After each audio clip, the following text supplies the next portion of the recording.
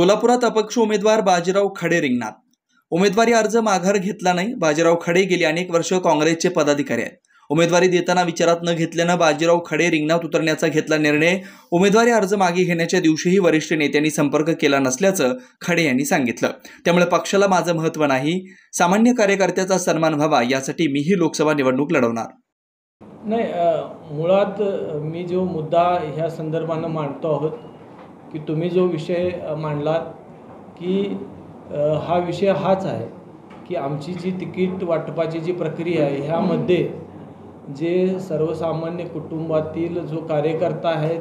त्यानं जे पक्षामध्ये काम केलं असेल, समाजामध्ये काम केलं असेल, लोकांसाठी जे काम केलं असेल, त्यातून एक जनमत आणि त्याच्या पाठीमागं मताचे एक पाठबळ उभा राहिलेलं असतं,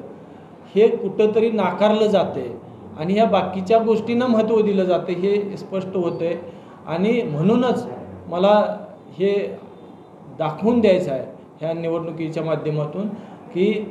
सर्वसामान्य कुटुंबातील जो कार्यकर्ता आहे हे त्यानं जे काम केलेलं आहे त्याचंसुद्धा समाजामध्ये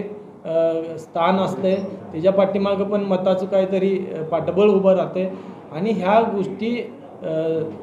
सिद्ध करून दाखवण्यासाठी आज आम्ही सामोरं जातो आणि हेच स्पष्ट करण्यासाठी आज ही पत्रकार परिषद आहे की उमेदवारीच्या नंतर माघारीपर्यंत सुद्धा आमची दखल घेतली नाही आणि त्यामुळं हे निश्चितपणे आज आणि स्पष्ट होते की आमचं महत्त्व पक्षाला नाही आहे किंवा आमच्यासारख्या सर्वसामान्य कुटुंबातल्या जे तिकीट मागणी करणारे जे कार्यकर्ते आहेत त्यांना निश्चितपणे त्यांचं जे योग्यता आहे ती कुठंतरी बेदखल केली जाते आणि हे परत एकदा मला स्पष्ट करायचं होतं आणि निवडणूक आता त्यासाठी कशासाठी लढतो हे एकदा स्पष्टपणे सांगायचं होतं आणि